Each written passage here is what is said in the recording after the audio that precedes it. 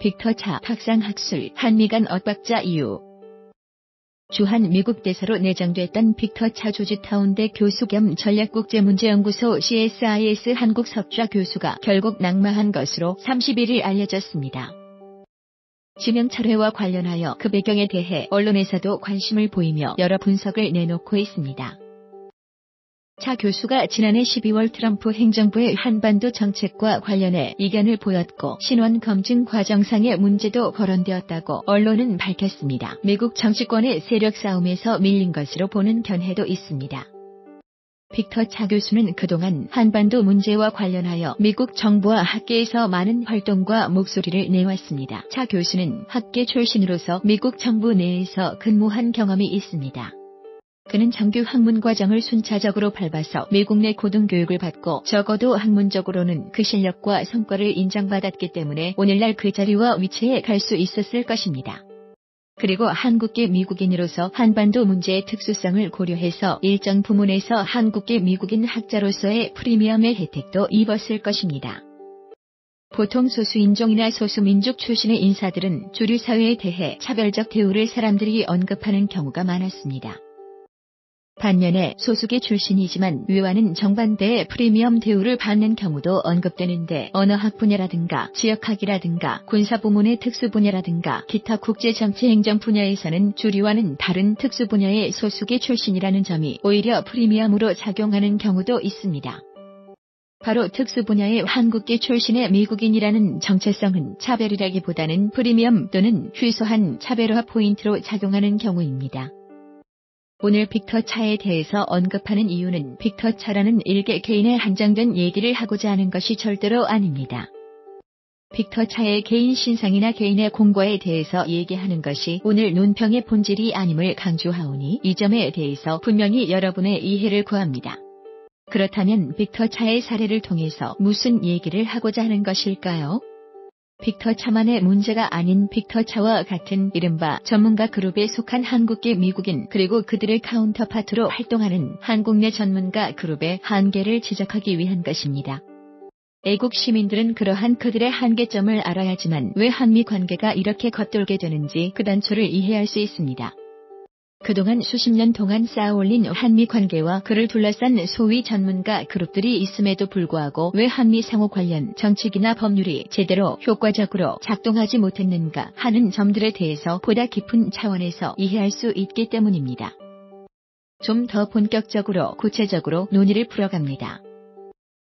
북한 핵 프로그램이나 한국 내 정치 문제, 종북 문제, 반미 활동에 관한 문제들이 터져나오고 날이 갈수록 그 문제의 심각성이 증가할 때마다 미국 조야에서도 그 문제들의 배경과 원인 그리고 종국적으로는 그 해결책이나 대안들에 대해서 많은 분석과 연구를 진행했었습니다. 한반도 정세나 동북아시아 관련 전문가들이 모여서 토론도 하고 서로 간의 의견도 나누고 미국 정부나 관련 인사들은 이른바 그런 한반도 전문가들의 의견을 청취하고자 했을 것입니다. 그런데 그 긴 얘기들을 시간 관계상 최대한 압축해서 말한다면 위에 그러한 모든 논의들과 대책들이 현실과 달리 헛돌고 있다는 점입니다.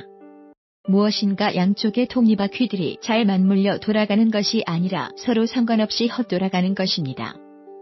그래서 멀리서 보면 나름대로 톱니바퀴들이 열심히 잘 돌아가고 있는 것처럼 보이지만 실제로는 일의 진척이나 문제의 해결에 아무런 진전과 결실이 없었습니다.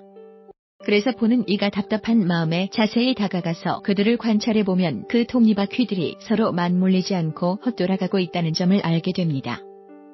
이 점은 그동안의 한미 관계나 그 전문가들 그리고 그것들에 대한 한미 양국의 인식에 관해서 빈틈 또는 착오가 있었다는 방증입니다. 그렇다면 도대체 그렇게 많이 배우고 가방끈이 길다는 전문가들의 어떠한 점이 그들의 한계로 작용하는 것일까요? 그 이유를 꼭 알아야지만 북핵 문제와 한반도 문제와 관련하여 왜 한미 관계가 겉돌고 있는지 알 수가 있습니다. 한반도와 관련한 국제정치 및 한국 정세를 다루고 논평하고 정부나 민간기관에서 일하는 절대다수의 인력들은 일반적으로 말해서 대단히 고급 인력입니다. 그 대다수의 인재들은 정규 학위 코스를 다 밟고 석사, 박사 과정을 마치고 박사 학위를 취득하고 정부기관이나 민간기관 또는 민간연구소에서 자신들의 경력을 차근차근 쌓아가게 됩니다. 그러다가 일정 정도의 기간이 지나고 관련 경력을 쌓게 되면 여기저기 불려다니면서 그들이 그때까지 축적한 지식과 정보에 바탕한 각종 정책 자문과 정책 방향에 대해서 일정 정도 관여하게 됩니다. 일반적으로 말해서 자연과학이나 공학 등의 분야에서는 대개 그러한 자문과 조언이 통하게 됩니다. 그리고 사회과학 분야의 많은 경우에서도 대개 그러한 자문과 조언은 일정 정도 이상의 성과를 내게 됩니다. 그런데 유독 한반도 정세 관련 분야에서는 그러한 자문과 조언은 대개 엉터리로 귀결됩니다. 과연 왜 그럴까요? 보는 사람마다 시각은 다를 수 있겠지만 오늘의 분석과 논평에서는 그러한 문제점의 원인에 대해서 그 이유를 두 가지를 제시하고자 합니다.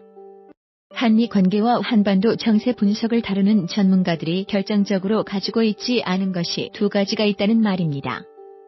그 문제점들의 첫 번째는 그들이 한국 본토에서 미디어 현실에 대한 정확한 경험과 분석이 없습니다. 둘째로는 그들은 한국 내 이른바 애국 진영에 대한 경험과 활동이 부재합니다. 과연 이러한 점들이 무엇이 문제일까요? 결론적으로 말해서 생각보다 굉장히 큰 문제점들을 내포하고 있습니다. 대부분의 학계 인력이나 정부기관 인력, 민간기관 인력들이 이러한 두 가지 경험과 경력을 보유할 필요도 없고 그렇게 추구할 필요도 없습니다. 그런 경험과 경력 없이도 그들의 직무를 충분히 수행할 수 있는 능력을 다른 것을 통해서 이룰 수 있기 때문입니다. 한마디로 분야가 다른 것입니다. 대상으로 하는 분야가 다르고 활동하는 분야가 다르고 분석의 객체가 되는 분야가 다른 것이기도 합니다. 한반도 정세 분석과 정책 입안과 관련해서는 위 두 가지 경험과 경력이 없으면 그 정상적인 업무 수행이 어렵습니다. 왜 그럴까요?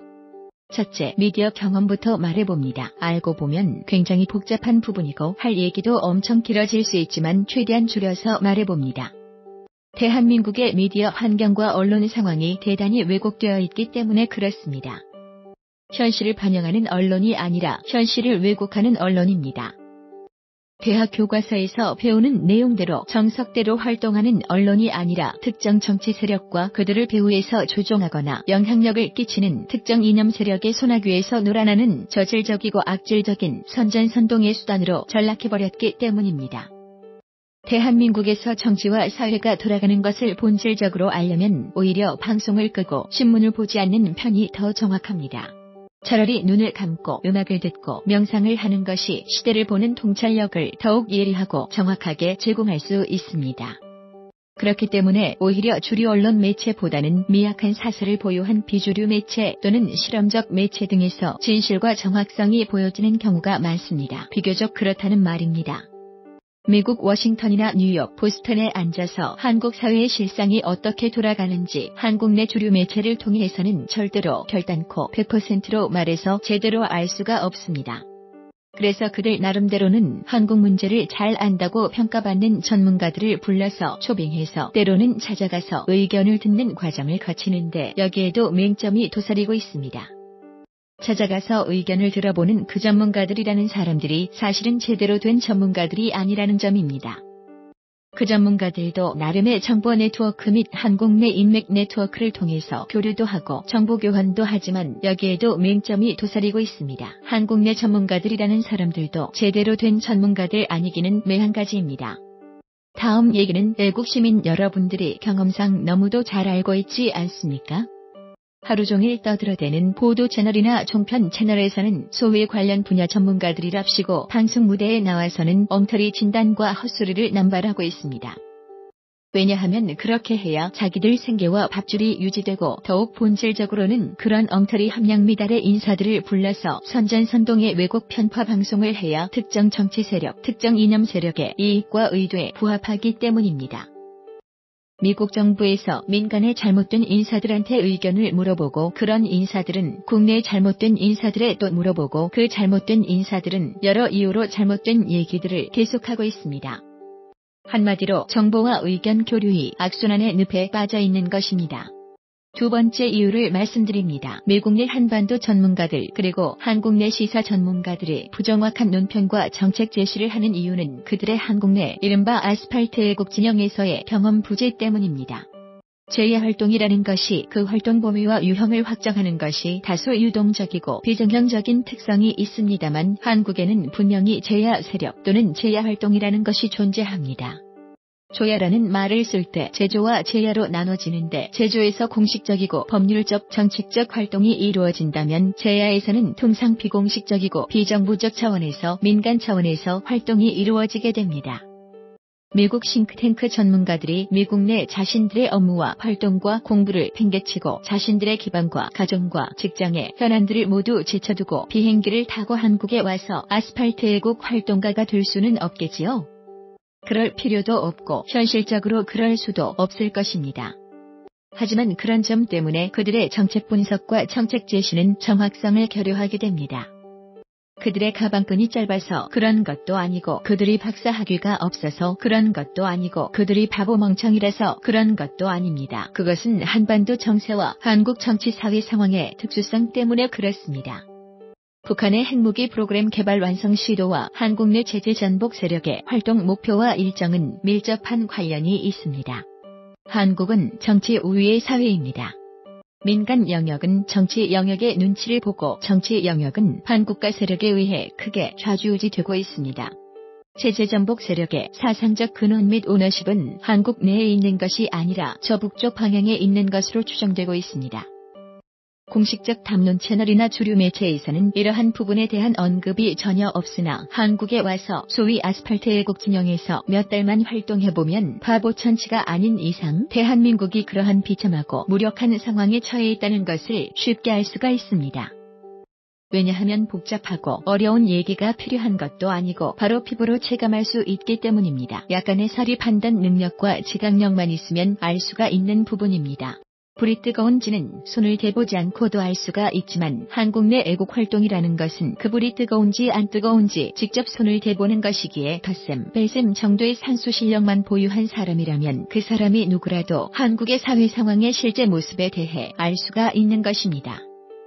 미국에서 점잖게 곱상하게 손에 때를 묻히지 않는 박사님들, 교수님들이 한국의 재야 아스팔트 애국 진영의 실제 상황과 한국 내 종북 세력의 실체와 그들의 숨겨진 적어도 아직까지 공개되지 않는 모습에 대해 어찌 소상하게 알 수가 있겠습니까? 여기서 문제의 근본은 그들이 한국 사회의 정치와 언론, 사회 여론 구조의 흐름이 주도권을 행사하고 있다는 점입니다. 이 부분을 잘 모르는 미국 내 한반도 전문가, 한국 내 미국 전문가들이 모여서 토론회를 하고 정책 세미나를 하면 항상 그 수준이 조잡하고 방향이 겉도는 이유는 그 전문가들이 실제로 한국 상황의 실체에 대해서 잘 모르기 때문에 그렇습니다. 모르는 사람들이 모여서 그 무슨 토론회와 세미나를 자꾸 해서 서로 더 무지와 오해의 세계로 깊이 빠져들고 있습니다. 이상 한미양국의 한반도 전문가들이라는 사람들의 두 가지 문제점들에 대해 살펴보았습니다. 다른 얘기 한 가지를 언급하면서 오늘의 논평을 마치도록 하겠습니다. 본 동영상 제작자도 주한미국 대사직에 한때 지명된 바 있는 빅터 차 교수와 저녁 식사 자리에 함께 한 적이 있었습니다. 몇 년 전에 어느 국내 민간정책연구소가 개최한 행사를 마치고 주요 참석자들과 스태프들이 어느 식당의 별실에서 테이블 2개를 차지하고 저녁 식사를 함께 했는데 비공식적인 자리인 만큼 편하게 참석자들이 서로 의견을 말하고 있었습니다. 결론적으로 말해서 오고 가는 내용이 대단히 비상적이었습니다. 빅터 차 교수의 한국 인식도 그렇고 그 연구소의 한모 원장이라는 사람은 더욱 딱한 인식을 보여주었고 그 밖에 한국의 실정이 어떻게 돌아가는지 정말 잘 모르는 사람들이 무슨 박사니 교수니 전문가니 하는 타이틀을 달고 사회적으로 떠드는 것에 심각한 병폐를 느끼는 순간이었습니다. 그 이후로 다시는 본 동영상 제작자는 그 연구소에서 개최하는 행사에 참석하지 않았습니다. 한미 관계가 겉돌고 있고 북한 문제와 관련해서 한미 정책이 겉돌고 있는 것은 다 깊은 이유가 있는 것으로 보입니다. 그리고 현대그룹을 일으킨 아산 정주영 회장이 자신의 호를 딴 이름을 쓰는 연구소가 그런 엉터리 활동을 하고 있는 것을 땅 밑에서 알게 된다면 지금 당장이라도 관뚜껑을 박차고 나와서 불호령을 내리면서 그 연구소의 운영에 책임 있는 자기 자식을 호통칠지도 모릅니다. 빅터 차 교수의 주한미국 대사직 지명과 철회에 대한 언론 보도를 접하고 왜 북핵 문제 해결이 그동안 어려웠는지, 왜 한반도 정세와 관련하여 한국과 미국의 정책이 계속적으로 겉돌고 있는지에 대해서 다시 한번 생각해보게 되는 오늘입니다. 이상 애국뉴스 논평 2018년 2월 1일 끝.